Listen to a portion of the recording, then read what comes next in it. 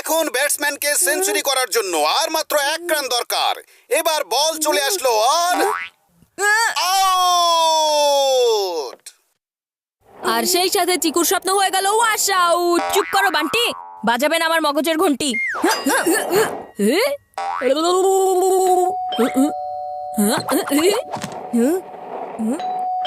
চিকু, বান্টি, কেউ গিয়ে দরজাটা খোলো না। হোমওয়ার্ক বাদ দিয়ে টিভি দেখছো? মা, এখনই আমার ফেভারিট ক্রিকেটার আসার কথা। আর যে এখন দরজায় এসেছে তার কি হবে শুনি? মায়ের মার থেকে বাঁচতে হলে হয়ে যাও একটা ভালো বাচ্চা। আরে গীতা আন্টি, আপনি আসুন না। গীতা আন্টি, ভেতরে আসুন।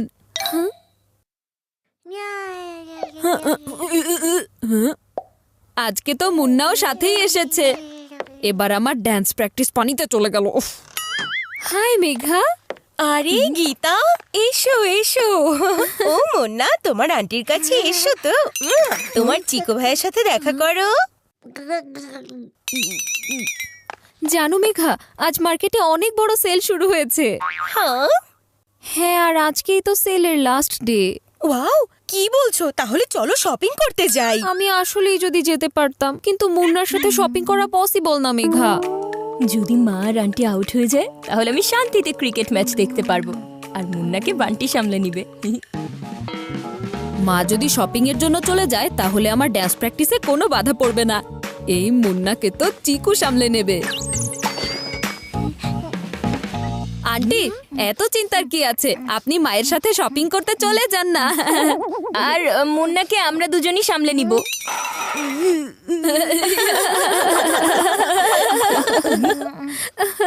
তাছাড়া মুন্না দুধ খাওয়ার পর 2 ঘন্টা পর্যন্ত ঘুমাতেই থাকবে।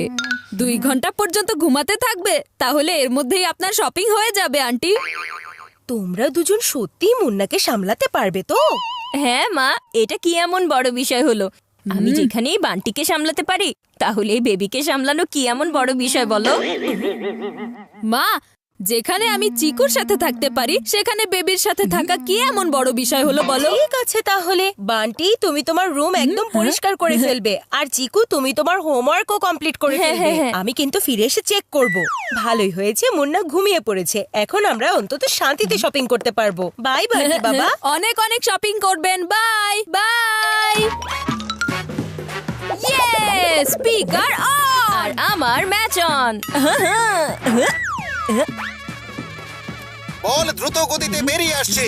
ব্যাটসম্যান ব্যাট ঘুরিয়ে দিল। কি দারুণ একটা শট মেরেছে। ইয়েস ইয়েস, হু হু, yes. Come on come on, run run, দৌড়াও।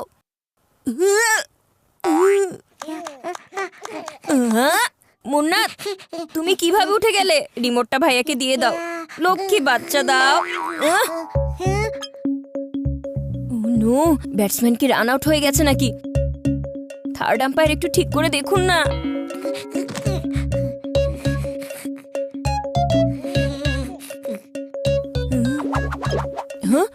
আরে এ কি?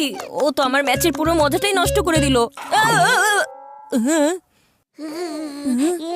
আরে এটা আমি কি করছি? আমার ম্যাচও গেছে, আমার কাপড়টাও নষ্ট হয়ে গেছে।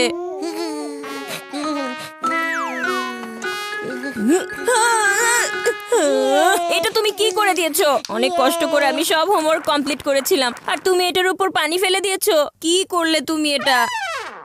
এখন আমাকে আবারও অনেক কষ্ট করতে হবে। এই মাথা মোটা বান্টি আবার কোথায় গায়েব হয়ে গেল? এই মুন্নাকে আমি এখন একা কিভাবে সামলাবো? মুন্না হচ্ছে বান্টির রেসপন্সিবিলিটি।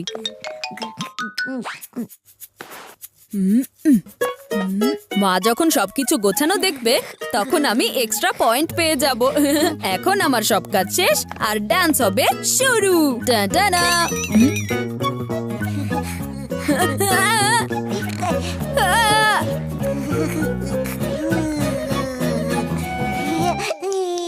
আরে মুন্না, আমি খুব কষ্ট করে সব গুছিয়েছিলাম, কিন্তু তুমি তো সব অগোছালো করে দিলে। কিন্তু তুমি উপরে কিভাবে আসলে? নিশ্চয়ই এটা চিকুর কাজ হবে। ও নিজে খেলা ছাড়তে পারছে না, আর এদিকে মুন্নাকে ছেড়ে দিয়ে চলে গেছে।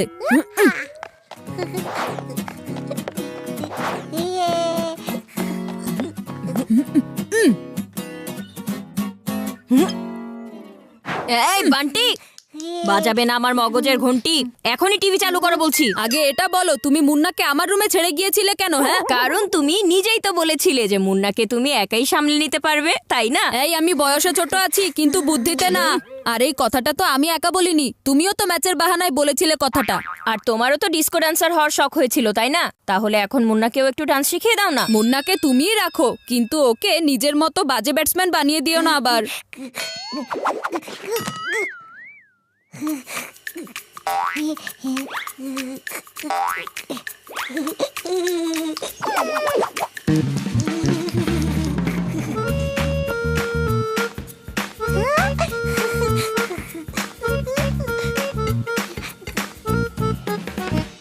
দেখো চিকু, তুমি বড় ভাই, এখন মুন্নাকে তাই তুমি সামলাবে। যেহেতু আমি বড় ভাই তাই আমার কথাই চলবে। মুন্নার খেয়াল তোমাকেই রাখতে হবে। আরে এই মুন্না আবার কোথায় চলে গেল? কি? মুন্না বাইরে চলে গিয়েছে? আরে তুমি এটা কি করলে বরফি? আর তুমি চুপ করে বাড়িতেই থাকো, আমরা মুন্নাকে খুঁজে আনছি। আরে এই মুন্না আবার কোথায় গায়েব হয়ে গেল?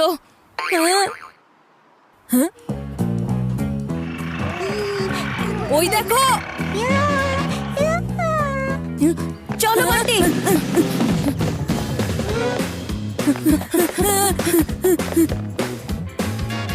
দাঁড়াও।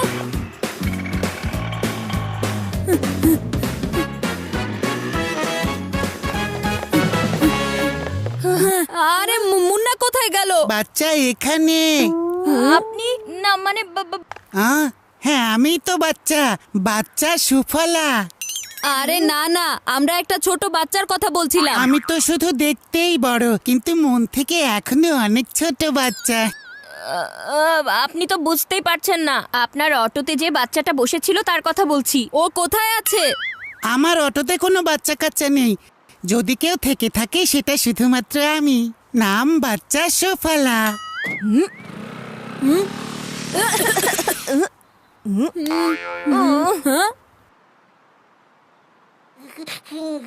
ও নো, মুন্না তো ম্যানহোলের দিকে এগিয়ে যাচ্ছে।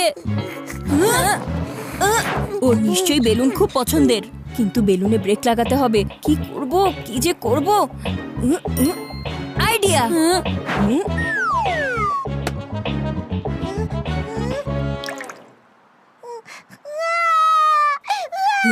অনেক কষ্ট করে মুন্নাকে হাতে পেয়েছি, ও তো আমাদেরকে নাচিয়ে ছেড়েছে।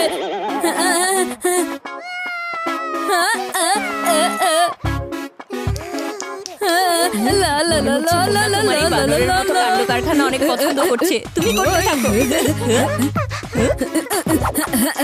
দেখো দেখো মুন্না,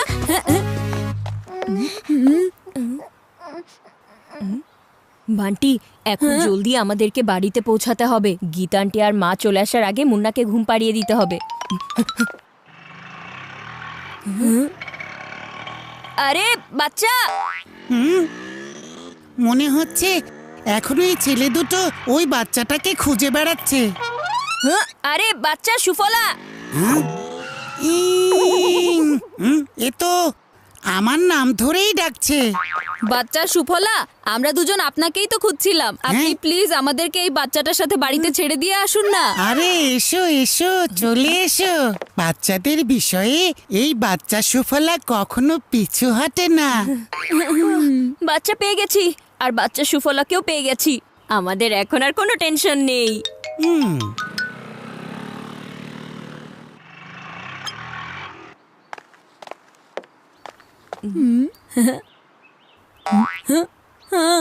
অটো!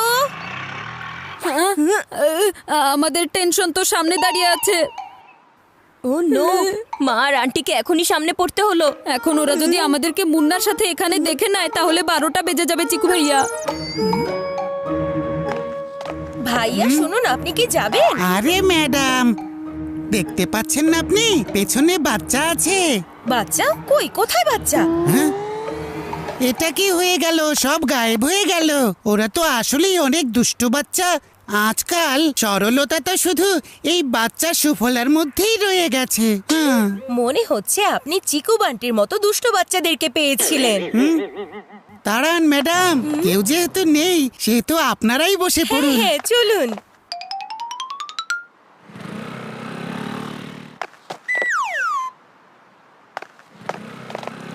না জানি বাচ্চারা এখন কি করছে। চিকু আর বান্টি এই বাড়িতে থাকতে এত শান্তি, কিছু একটা ঝামেলা তো হয়েছে।